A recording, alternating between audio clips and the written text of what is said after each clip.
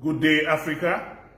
I am here this morning to address the African presidents, and I specifically am calling out the President of South Africa, who is the President of the African Union, and indeed all African presidents, that you must decide to either walk in the light of creative altruism or we all perish in the darkness of destructive selfishness. African leaders must demonstrate that they care for Africa. They must also prove to us in this time that they have not been compromised by the Chinese. Our brothers and sisters have been molested, have been insulted, have been harassed, have been maimed in China. And we have not seen any African president coming out to holistically address or call out the president of China. We are not to be treated like animals. The present generation of Africans are not the same generation of Africans that were stolen and taken in slave trade so many decades and centuries ago. We will not allow this to continue.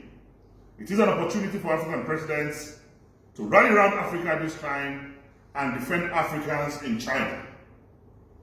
What we are seeing on the social media and in the mainstream media, the treatment meted on our brothers and sisters across Africa is unacceptable to Africans, it's unacceptable to us in Nigeria. We are using this opportunity to call on African presidents to quickly become born again and begin to take issues that concern Africans as seriously.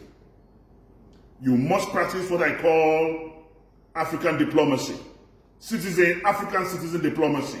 You must protect Africans anywhere in the world, except if you have all been compromised by China.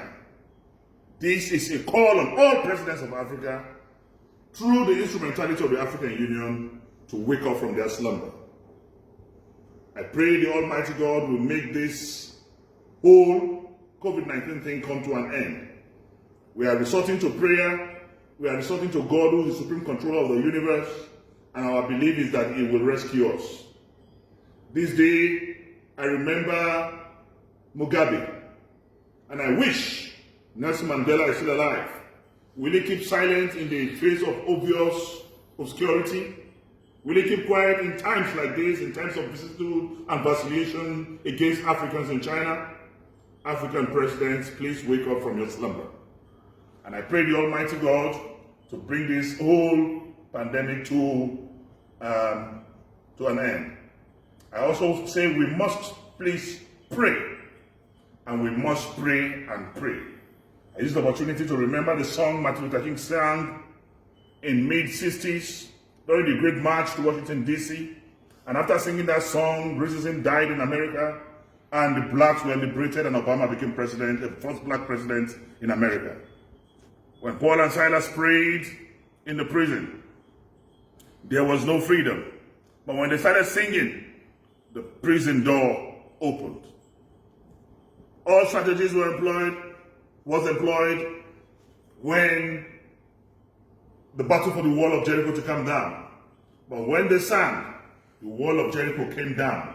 There's efficacy and power in songs. This morning, if you believe in the efficacy of the Almighty God, if you believe in the supremacy of God, who is the supreme controller of the universe, join me in singing that same song Martin Luther King sang in 1964 during the Great March to Washington, D.C. And I believe God will heal our land, coronavirus, COVID-19 will be defeated, and we will all be happy again. We shall overcome.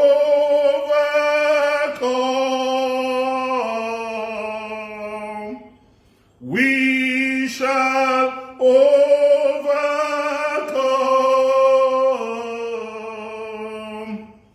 We shall overcome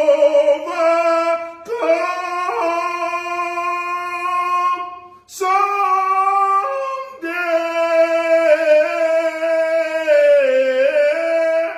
Deep in my heart, I do